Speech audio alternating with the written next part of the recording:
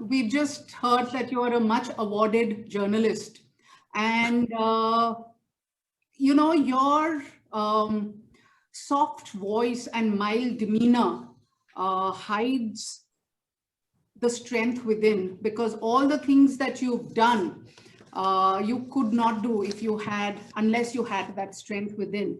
But tell me that, when you were in college, did you actually plan to be in the most dangerous spots in the world one day?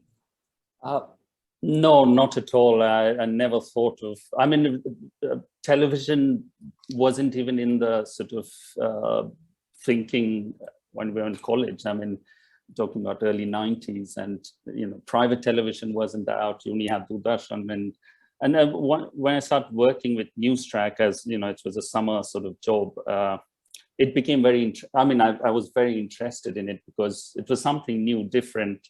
We were all studying for civil services like many other history graduates and postgraduates, but this was very interesting, and it just sort of opened out a different, though I don't have a mass communication degree in that, but at that time it was new and it was very interesting. So no, I never had an inkling of the journey that's happened till now, That you embarked on. So, yeah. there are reporters and then there are reporters. And then when you were at Newstrack, you did, I presume, completely different kind of work that you're doing now. So what kind of work did you do, and how did you grow yourself as a reporter? Because television reporting was quite new at that time.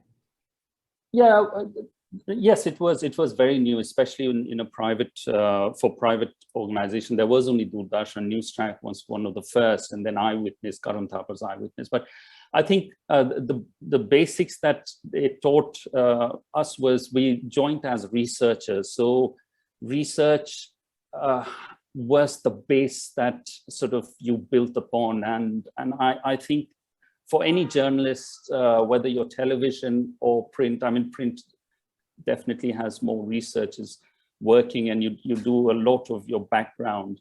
Research does help you tremendously, and I think Newstrack gave me that good base of being, putting in as much research into the story that you embark on or you want to do. And we did, it was very people-centric. Newstrack was quite people-centric, though, politics was obviously the big thing. But there were lots of environmental stories and stories which were connected with people's lives. And I think that helped. And I mean, throughout whatever I've done or chosen to work on has been more people-centric. And that's why we've, getting into conflict zones where there's bombing, etc. Yes, that's a new story. You do it and you get out. But you go beyond that to try and do a bit more than just bombing and the shooting and the killing that happens. Yeah. So, when you joined Sky News and then you started going to all these strife-ridden places, how do you prepare as a reporter to go and report from these, dangerous places? Is there some kind of a training given to you? Do you go and spend some time with the military, with the police force? Do you have to learn some martial arts, some firing techniques or something? How do you prepare yourself to be a reporter? Well, fortunately with Sky, and there are some other big international, they give you, they do train you in conflict when you're dealing in conflict regions. They give you first aid training. You know how to bandage, and the sound of different kinds of ammunitions being used, where to run away or run towards or run away from where the shooting is taking place. So we do have a very thorough sort of where even they when you stay on campus in these places, and then these are all ex-military. I've trained with, I'm talking about Sky News because I've trained out there in the UK with, so they have all ex-SAS guys who put you through this training of, and they give you real life scenarios, and then one fine night, while you're sleeping, you're being woken up. It's sort of a kidnap training, and they don't tell you, you don't know about it. And they, these big guys pick you up, put you in a car, take you, throw you on the gravel, put a shoe on your head. It's a full life sort of almost real life kidnapping scene, and how to react and how to deal with things. So yes, and that training every 3 years, we've got to do it again. And also first aid, which is really, really important. So, you know, whether it's a bullet wound or a shrapnel or fire explosion, etc. So they put you through sort of real life scenarios. They actually blow up cars on their campuses, and you know, people with you have these sort of dummies parts where, you know, blood is flowing or artery bleed or a cut wound. So they do prepare us. But I think before going on a trip, one of the most important one is the extraction of whether you'll be able to come out. It's not so much going in, it's coming out of a conflict place. So if you're thinking of going to Afghanistan, Kabul is fine, but if you're going somewhere else, then what is your extraction? Because the extraction is as important as the entry. So if you don't have an extraction plan, don't go. I mean, that's my motto, and I think we all follow it at Sky, that if you don't have a way to come out, then just don't go, because you'll have to have a way of an extraction, especially in these sort of places. Yes, there's a lot of thought before heading into a place. So, you know, we've seen these movies where this extraction of agents is the responsibility of their agency, the CIA or FBI or whatever.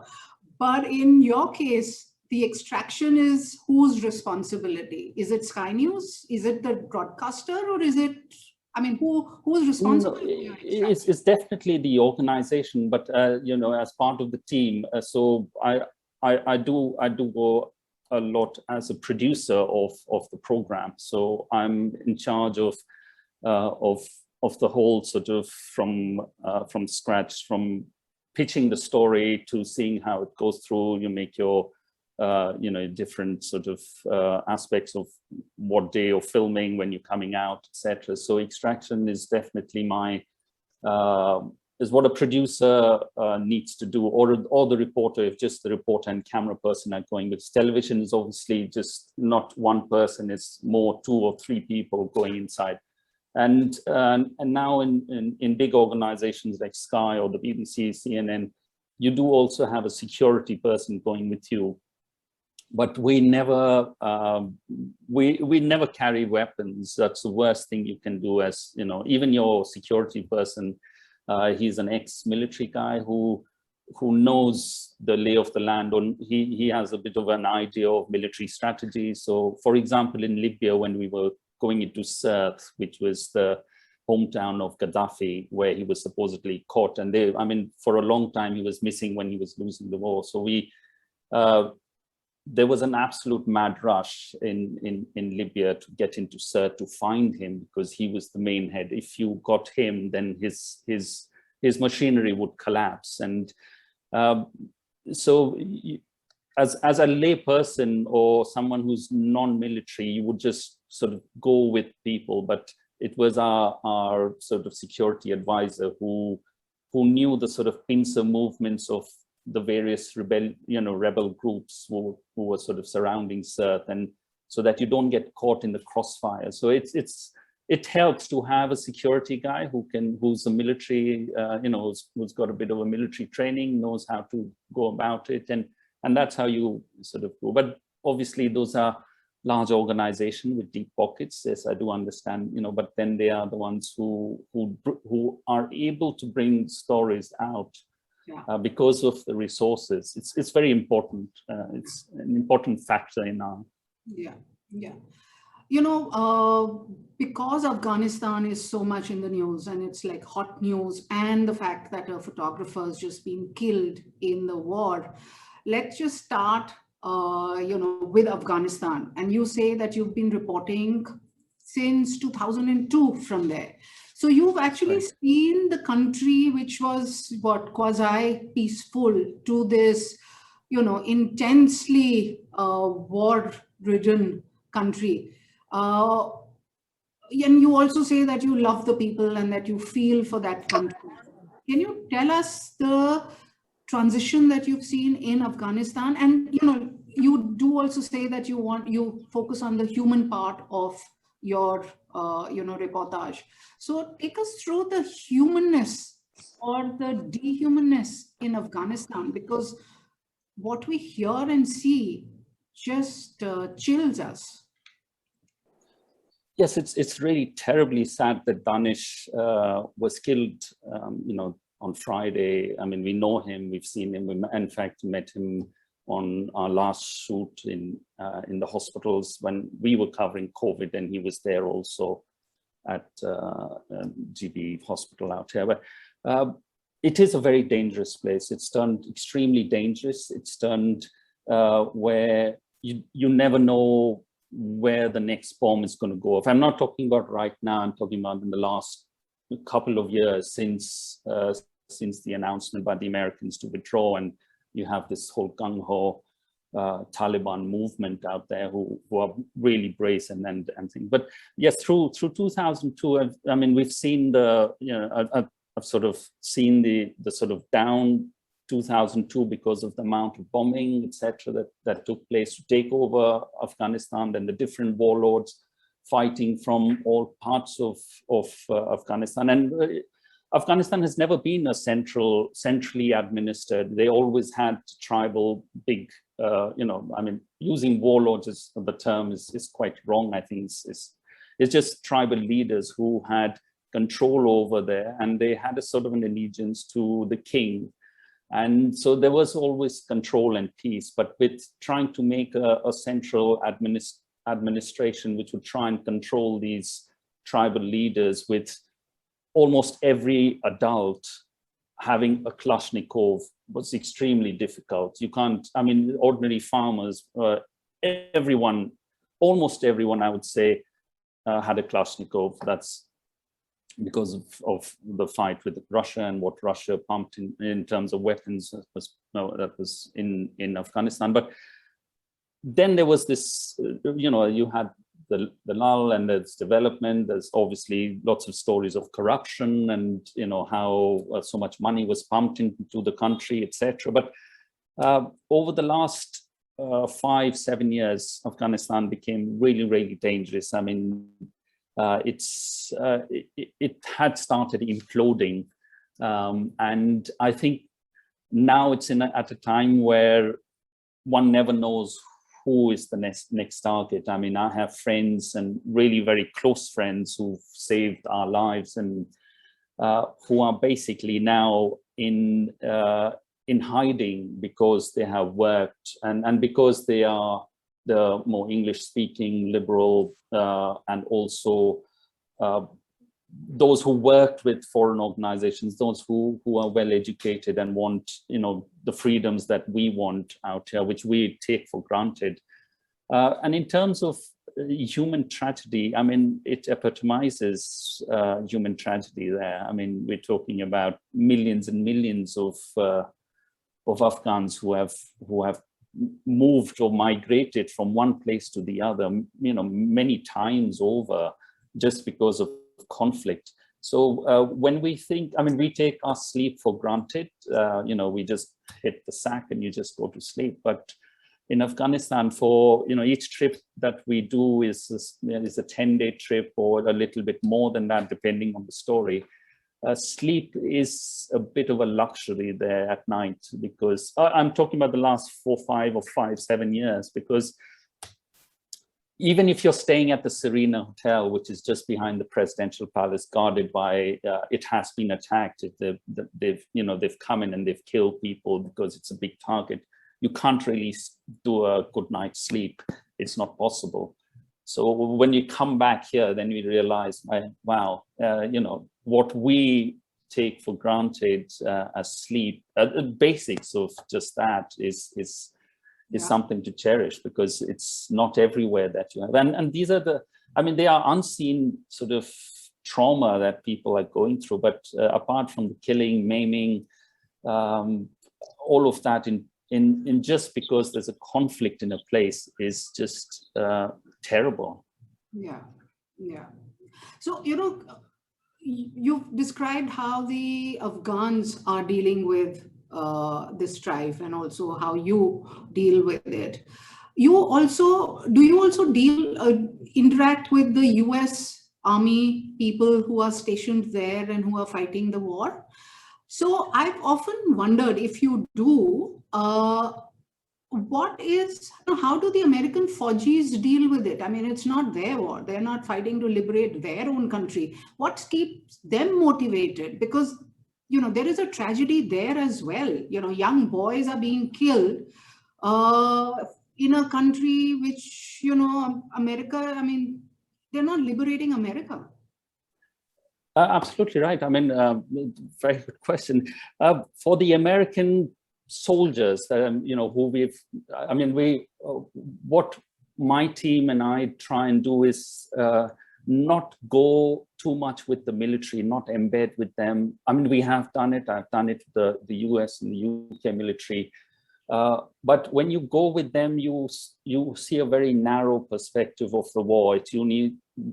You're only going with them. So you're patrolling with them, you're staying overnight at their base, and you don't get out of that bubble to get the real picture of people.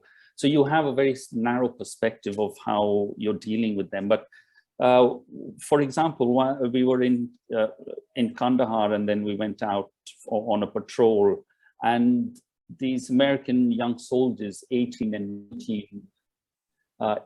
19, were just, they had no idea of, I mean, if you showed them a map of, prior to them coming, they won't even be able to spot Afghanistan. And they had no idea of the culture. And that is why you've seen this, the Afghans, when they spoke about, or when Karzai spoke about the night raids, which became a sticking point for Karzai and the Americans when he was still in as president, and became a really big issue, was that they never understood the culture of just banging down and bringing down doors, going into women's quarters, or hauling women out. And to tell you facts, I mean, a Pashtun is, you make a friend, he's a friend for life. He'll give everything, and we've experienced that. But if you cross him, he's the worst enemy that you could ever have. Even with nothing, he'll take you on, or he'll take anyone on, and we've seen that happen. For example, in Kunduz, which is north of the country, we were. I had two foreigners as colleagues, because I traveled. I'm Indian, but with Brits or Germans, we always traveled. Our colleagues were. So we were at this village, and this was very earlier on, and the Taliban knew about it, and they came to the village to ask for us, because foreigners do get kidnapped, and there's a lot of exchange of money or prisoners, and you've been taken to Pakistan, and the villagers would. They stood by us, and they said, you'll have to go through us, you'll have to kill us or fight us to reach our guests, and that's the kind of word they stick by. So I have tremendous respect for Afghan, and they love Indians. At first they think you're Pakistani, because most of them have been refugees in Pakistan, but as soon as you say Hindustani, they still use that word. They call you to their homes, open up, their shops to give you anything you want. And I've experienced that, whether it's Kunduz, Badakhshan in the north, in the west, in Herat, in south, even in Jalalabad, which is on the border of Pakistan. We've had, I mean, as person to person, very, very good relations. Yeah. But with the Americans, I mean, the soldiers have no idea, no sort of thing of, they've come thousands of miles to fight in a sort of a desert-like, very hard place, and everything is hostile. The weather is hostile, the terrain is hostile. People would be hostile to you if you are if you cross them. So there's they don't understand it, and almost most American soldiers don't understand the culture. They come from absolutely different.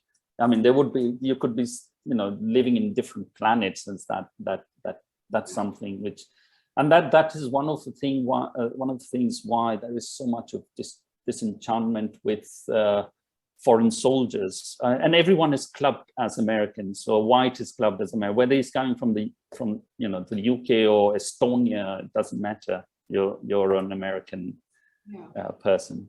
Yeah. So you just said that the Hindustanis have a lot of they carry a lot of goodwill in Afghanistan, but you've been to a lot of other countries. Do the Hindustanis carry that amount of goodwill in every country that you've been to? Is there a place where being a Hindustani is, you'd rather be a Pakistani than a Hindustani? No, I've never been to any place where there has been Egypt. I was when we were covering the Tahrir Square revolution in Egypt. The effect of Bollywood is just fantastic, which is great. I mean, they love us. Then as soon as you said Indian or Hindustani, I mean, a lot of them will still say Hindustani. Libya is a very different sort of thing. Syria, yes, they do have a great sort of thing, affinity with us.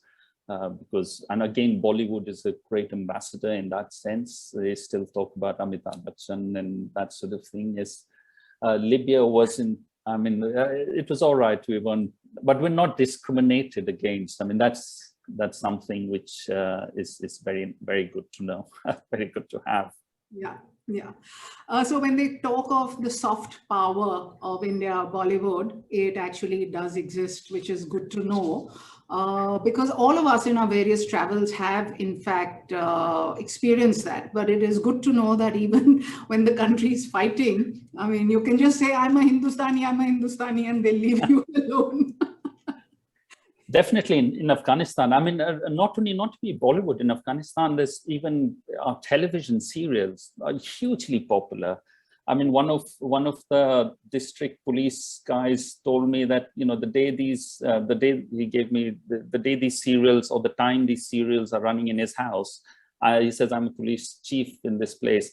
A thief can come and take away, you can rob everything in the house and you just leave the TV alone because everyone just glued to the TV and, they rob everything. It's just, but it is very popular. But Afghanistan also, because of our people-to-people contact, almost every place has got a hospital built by India.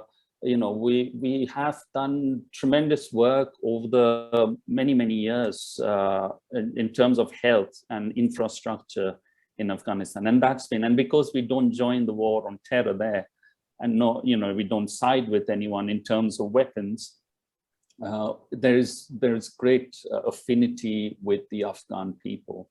Yeah, that's good to know. So a while back you said that sometimes you're embedded. So do you prefer, when you're reporting, do you prefer being an embedded reporter, or do you prefer being an independent reporter? And can you also explain what is embedded reporter? By embed, we mean that you are then within a bubble of the military. So you fly down to their military base, and you go with them. So you're in a bubble, and because these are very intense conflict zones where they go to, that is the only thing, is to stay in the bubble. So you won't be allowed to just divert into the marketplace. So you're staying with whether they are patrolling, the men are patrolling, you're with them, or when there's conflict happening, or when there's fighting happening, you're with them. So in a way, you do become a big target. So you are not discriminate. There's no discrimination whether this is a press guy, though you have a big press badge on the thing. And in many places, you became a big target. For example, in Syria and in Iraq, they were picking up, the IS, Islamic State fighters were picking out press guys and actually killing them in the first instance so that they get massive mileage. So if a press person in a military convoy is killed, they get massive amounts of press. So yes, don't really prefer being embedded with military, because at times there's a big orange sort of a crossfire thing, the bullseye on your back and your front. But at times there is no other way to reach places without being in the military. Some places in Afghanistan, it's almost impossible to travel to some of the outposts in Kandahar or Helmand, where the fight is intense, and you just can't reach there without their help. And for example, the Americans have the air power in Afghanistan, so they rule the roost in terms of helicopters and flights before domestic travel happened. So a lot of places, in fact, even in Iraq, that was the thing. You had to be with the military, embedded with the military to reach certain places to see, or the front lines. Otherwise, it's very difficult to reach places. But does it affect your independence in reporting if you're embedded? Because then do you have to just toe the line of the... No, not, I mean, till now, up till now, it hasn't been a thing where we've been compromised in our independence. But is that access to a front line. So you can't really be embedded, or you can't be in the Islamic State territory, otherwise you'll be in a jumpsuit. So you've got to be in the other side of whether it's the Iraqi military or the Peshmerga or the Kurdish guys who take you to the front line. Yes, you do get influenced, but I think one needs to keep. That's a personal judgment that you take on your reporting. Yeah. So from a war of, or let me just go to a war of a different kind, or a fight of a different kind, you did cover the 2016 elections in the US, which was a fight. At what stage did you realize that Trump could actually win the election? Well, we were based in Florida. We had I and my team were in Florida, and it was only till quite late that, I mean, Florida was a big swing state. It's the Republican stronghold. There was a fight from the Democrats there, but we knew that the Republicans were very strong. The machinery was very strong, and it's a very different way of elections. I mean, elections there to here is just a world of a difference. I mean, you don't even see a cutout of anyone out there, and it's a very different way of electioneering out there. I'm more used to this one out here, but there was a very strong influence there that the Republicans are very strong there. The network is the machinery was very, very good, and they would win, but there was going to be a fight back from the Democrats. But it's much later into the night that when the other states started to show up in numbers, that there was an absolutely ghastly. In fact, we had gone to the Democrats convention center thinking, okay, Florida may be core for them, but the rest of the country will, there will be a Democrat. But an absolute gasp, and people were crying, and I mean, it was mind-boggling in that sense to know that someone like Trump would come there, would become president. Yeah, which he did. I mean, it was surprising. Yeah. So, I've read many reports and seen many television programs that suggest that Hillary Clinton was quite unpopular in America. And I don't know where, anyway, we won't go into the gender issue, but do you think in your, coverage of the elections that if Biden had been there as the Democratic candidate, Trump would have actually lost? Or was it because Hillary was the opponent that Trump won?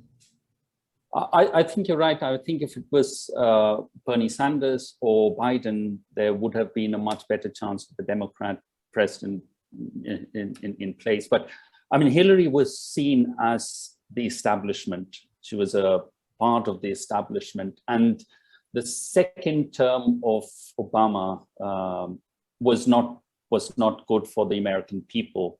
It had become very unpopular. Even within the minority groups in Florida, we're speaking to Hispanics, we're speaking to the Black groups, and they weren't happy at all with Obama's second term. And that had a big effect of them not coming out and voting, and not, the Hispanics not supporting or not flipping over. The Blacks didn't come out and vote at all, especially in Florida, which I know of. And the Democrats had a very hard time trying to bring Black voters out during that time. So yes, Hillary was seen as the establishment, a continuation of that. There was this whole, and we know the Republican Party's machinery. There was this whole thing about drain the swamp, that sort of thing. And yes, it was. I do think that if there was a Biden or Bernie Sanders, that might have there could have been a change. But I think particularly because Obama's second term wasn't very popular with the people in America. Yeah. And see how the world changed because of that. So before we come to India and talk about your work here, I do want you to tell us about the time that you were jailed in Tel Aviv. I mean, that must have been a scary experience. Did any of your training prepare you for that? No. Trainings don't prepare you to be in jail. They prepare you not to be in jail. Well, this was 2008 when there was this Israel-Lebanon war, the 2006 Lebanon war against the Hezbollah. So we went there to cover it. Our bureau, because we are in a place where there's a lot of conflict taking place, and we go to, so the Sky tends to send this team here to a lot of the conflict places, because we are continuously engaged in covering it and covering conflicts, and so slightly used to that. And we were covering this war out there, mainly the evacuation and all that sort of thing. And we were sent to Tel Aviv. I was sent to Israel, landed in Tel Aviv. My cameraman was with me and my reporter, and I was a producer for this show. So we carried the big cameras, I mean, the huge ones at that time. So I took it off, and I had my camera on my thing, and Tel Aviv had this really long corridor where you just walk till you reach immigration. And we were walking down, quite tired, and I was looking forward to my first trip in Israel. Also with a surname like mine, Lazarus was a bit a thing with it. So we were walking down, and suddenly this guy came from the corner and just pointed at me. "You come." It took me, and the other two also followed me. So it was initially very hostile. I think the Israeli security is quite hostile to a lot of journalists, and I mean, the reasons, I think everyone knows that. So we were made to sit down for an hour. 2 hours went by. It was a Sabbath day as well. So we said maybe, then we saw there were 2 other girls, three girls who were sitting in the corner. I mean, adult, I won't say girls, but young ladies who were sobbing away, and we were thinking, oh, what the hell is going on? And we wanted to get, why we've been, because we needed to get out, and showed our passports, visas, all of that. But there was no one, you couldn't talk to them. And there were these young Israeli soldiers, soldiers with Uzis on in their hands. And then we started to argue, and you couldn't argue with them. They would just be really rude and shut up and, sort of sit down in your corner. So that went on for another hour, and we were getting agitated there. Then this whole argument went to a point when they pulled out guns and said, okay, we'll back off. So they singled me out. The other two were Brits. They singled me out separately. Apart from strip search, thank goodness, everything else was taken from me, everything. Everything, my whole bags and all of it. And I was separated from my team. My team was made to sit and wait. And then eventually, after a few hours let off, I was kept in a corner, quite hostile in that sense, but you're used to it. My only thing was just to get out of this. And they didn't, so they sent me to prison. I mean, the jail prison. So without anything, I didn't even have my passport, no phone, nothing. It's just a bottle of water, driven down to the prison and put in a slammer there for a day and a half, and then put on a flight at the next evening, very late evening.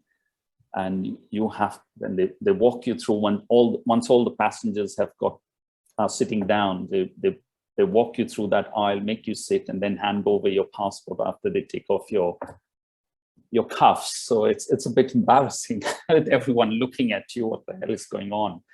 But I think they are some of the, I guess, things which you go through. But yeah, it was a bit unnerving, because you don't feel that you're left with nothing. I mean, this whole slammer is just closed, this massive, thick Israeli jail. Yeah. And so what was going through your mind at that time? I mean, was your reporter instinct kicking in? Well, to tell you facts, I didn't want to make any of, because I wasn't the story at all. And that's, I think, I try to maintain it. The journalist is not the story, and you don't, the reason to go there was to tell the story of what was happening to the Palestinian, because our remit was to go into Palestine, the Palestinian side to tell the story. And but yes, it is very nerving. It is scary because you're left with nothing. You don't have your phone. Your phone, it becomes a very important part of everything. And so you when you don't have your phone with you or your passport, you feel a bit of, you're exposed to anything, and you can disappear. Things can happen, and really. But the good thing with my with my issue was that the other team, the two team members, knew of me. They didn't know where I was, but they knew I was in Israel, and they had to go off to Palestinian side, so they moved on. But they knew I was in Israel, but otherwise no one else had any idea of what was happening. And because it was Sabbath day, no one takes any calls there. Yeah. So let's come closer home now, and let's come to Bombay. You covered the Bombay terror attacks. That was 26/11. That's right. One is the terror part of it, and Abdul Kasab and all of that. But what was the human part of the story that touched you? Well, I think there was a lot of the rescue, the guys who went to rescue, the initial ones, whether it was the police guys going into the Taj or the Oberoi. No one had any inkling of what was happening. We've never experienced anything. The country has never experienced anything like that ever before. So it was going blindsided. You were just going in blind into these places, trying to rescue people, and they did save hundreds of people. inside both the hotels. So I think it was when when you have a really difficult situation of you don't know where you are, but you still going headlong without understanding fully of what is happening or what people are going to do to you. That takes a lot of courage, and with the weapons that they went in with to fight the terrorists, they knew they were under-equipped. They had no idea of what kind of things they were facing, but they had they had an idea of that. They weren't equipped very well at all. So it was the courage of some of the police officers, or even the fire guys trying to rescue people. Even after 2 and 3 days that this went on for was quite remarkable, I think. Yeah. So, in especially around the Bombay terror attacks, we all focused on the victims and people who died, people who were rescued, but there wasn't, I think, as much written about the people who went in to fight and people who went in to rescue, because the tragedy actually was around them as well. And as you say, they were not even equipped properly. So Neville, you won an award for, you won another award for a report titled "The Sex Slaves of India." Now, I found this title very intriguing. Tell us about this report, and who are these sex slaves? Well, this is the Nath community. I don't know if you've heard of them. They are this Nath community in which the menfolk, basically the brothers and the fathers, they tout their daughters and sisters, however young they are. I mean, anything from 12 years and above, as prostitutes to earn money. So the Nath community is there in Rajasthan, a bit of North India. They travel. They have their own language as well. So if you're not from the Nath community, you won't be able to understand what they're saying. And in Bihar, so we did this story on the Nath community of how they initiate and how they sort of put their sisters, daughters, and it's the men folk who do that. And it's basically truck drivers on the highways, etc. So, and we had time. We sort of went with.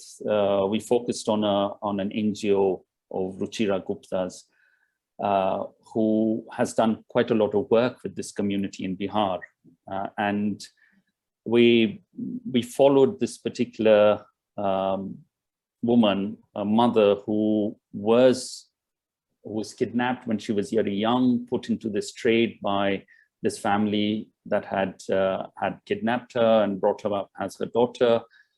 And then she had a daughter herself, and that daughter was forced into prostitution as well. And she tried to fight it. She was beaten up, ostracized, thrown out from that community, and then she sort of wanted her daughter to be rescued, and she approached Ruchira Gupta's Apne Aap organization. So we sort of went through the whole journey of this, and then eventually the NGO with the mother, and they're quite a violent community. If you're alone or things, the guys can get really violent. So then they managed to get the police working on this, which is quite a difficult one to do. There's a lot of corruption. We know they get paid off, etc. But it all depends on the SP or the person in charge of that police station.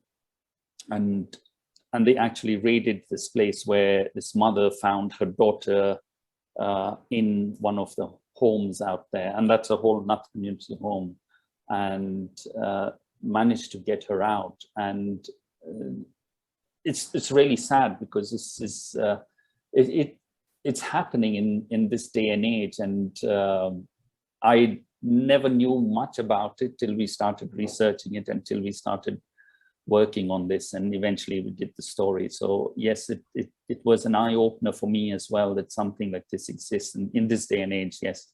Yeah. So Neville, this has been fascinating, and I think we're coming to the end of our time, but I have two more questions for you. So the first one is, and I don't want to get into the politics of it all, but world over, there is a kind of a very strict protocol when it comes to reporting disasters and calamities and human misery. The privacy of the people is sacrosanct. But we saw in the recent, the second wave, the same protocol wasn't followed in India. I mean, we had images of all kinds being not only in India, but around the world. Why do you think that same protocol is not followed in India? And I really don't want to get into the politics of it. I think it depends a lot on. I think it depends a lot on the organization and the reporter themselves. So we covered this the second wave in Delhi, April, May, which is very bad. So in our report, if we went into hospitals, we went to the ICU of hospitals, emergency wards. We never showed a face of anyone in that. We never identified anyone. We had to tell the story through what was happening in terms of the trauma, especially the emergency wards, which is overflowing with people. So in a way, you have to tell that to show what the reality is. But we never identified a person. There was a family who we spoke to only after getting their permission on tape. We have a thing called, you either get it on tape or a written down format, a sort of performer. But in this case, because of the conditions there, you just get it on tape, whether they're willing to speak to us and identify themselves. So we got that. But again, I think it all boils down to the organization and also to the reporter doing the story, or the team doing the story, and not showing, even if we by chance there was someone really far in the background, that was blurred back at base in London, in our studios there. They would blur it out. So there was a lot of minutiae sort of checking of everything that we did. We did our part here, which was we thought it was perfect, but at times there were, because on that day when you're really busy right through and you're tired and you take out an absolute perfect report, and that you may slip some person in the background really far off, which you think, but it was blurred at the other end. So I think it boils down to the organization, it boils down to the team, the reporter, the producer who's in charge eventually of the package. Yeah. So my last question, you've I think since the early 2000s about war, about strife, about misery, about a lot of these things. How do you keep your sanity? How do you keep your mental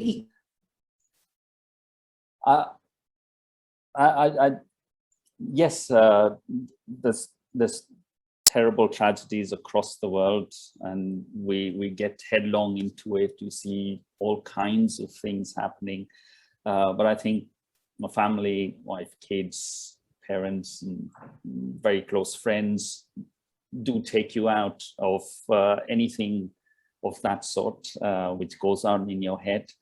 I wouldn't say that we don't think about it. It's a terrible, terrible thing to see human misery in its absolute raw form.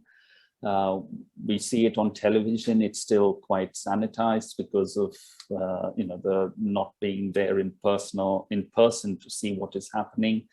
But yes, it does it does affect you a lot. I mean, one of my last report, which really affected me and my team, was the one when we went down to Burma to cover the Rohingyas who were left alone on this beach through months on, with landmines behind them, placed behind them so that they couldn't go back, and the Naf River in front of them, which was swollen, and they would die if they tried to cross, and babies being born on that beach. You could see, we filmed the umbilical cords still hanging on babies because they were born on this absolute sandy beach in really harsh summer season, with nothing, with no fresh drinking water. Anyone who tried to cross over, the Burmese military would beat them black and blue or send them back, or they would, if they tried to go from a different way, they would be blown up by landmines placed behind them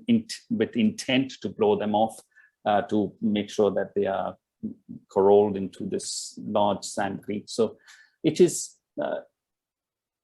difficult to see, and I think difficult post once you've done your report, and we all go through our motions of talking to each other, and it is difficult. I wouldn't brush it aside, because it's very important that you go through the motions, because seeing that raw tragedy is not an easy thing.